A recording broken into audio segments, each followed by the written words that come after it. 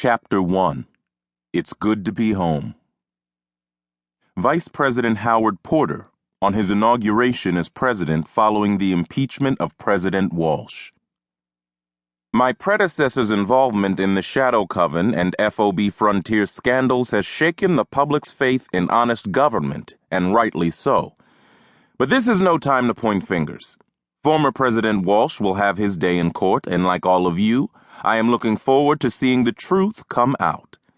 Today is a day for looking ahead, for starting down the road to restoring the people's faith in their government, in matters of arcane security in particular. Today I recommit myself to enforcing the provisions of the McGower-Linden Act with total certainty, severity, and transparency.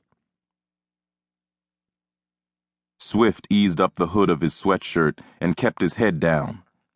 The crowds in the financial district were thick at lunchtime, hundreds of people with eyes on the pavement, on their way to grab cigarettes or food, or to run errands in the few precious minutes they had before heading back to their desks, the richest slaves in the world.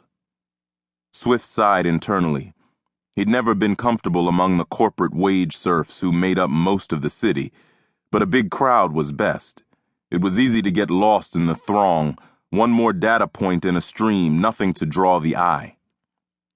He felt his magical current thrumming. The scar of his ruined tattoo itched on his chest, an old reminder of older fights. He'd won them all and somehow still lost. His girlfriend, his baby were still gone, the man who'd killed them still alive. He'd had Harlequin dead to rights, had looked down the barrel of a gun straight into his old enemy's eyes.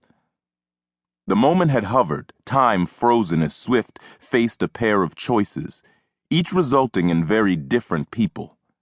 He'd let Harlequin go, watched him walk away, still breathing, and hoped the person he'd chosen to be was the better one.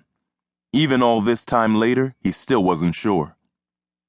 He moved through the crowd, keeping his elbows in, not wanting to draw attention to himself by shoving anyone out of the way. At last, South Ferry Terminal hove into view, the water of the bay sparkling beyond. Oscar Britton had wanted him to stay in the source, to build a new life in the Goblin Village. Swift had insisted Britton send him back. The Supernatural Operations Corps had taken everything from him, his life, his love.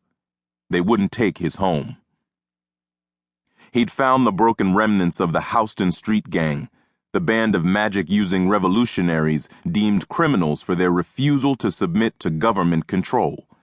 Criminals or no, they'd bloodied the government's nose for years until the SOC had replaced their beloved leader, Big Bear, with a monster. The deception caught them completely unawares, and the SOC had broken their spine, scattered them to the winds. The survivors spent the intervening months hiding in homes of sympathizers, trying to rebuild what they'd lost when Big Bear had turned out to be someone else. Months of jumping at shadows, of desperately hoping the SOC had bigger fish to fry. But Swift found time to come down to the water every day, to give himself a few minutes to look out over the glassy surface, to feel the breeze slide over his ears, whispering in his hair. Sometimes he imagined it was his girlfriend, Shy, speaking to him from beyond the grave. Of course, it wasn't all fun and games.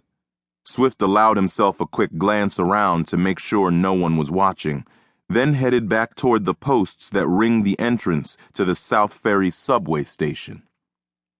He saw the can beside the third post, only got close enough to confirm it. Beer. Britton would be coming tomorrow. No can meant no visit. A soda can meant they'd been found out and had better run. Swift made a mental note to tell the others. Britton promised that the moment would be coming when they could finally step out of the shadows, live free and open, but each time he visited, the answer was always the same. Be patient. Wait. Things were taking time. Most of the gang worshipped Britton.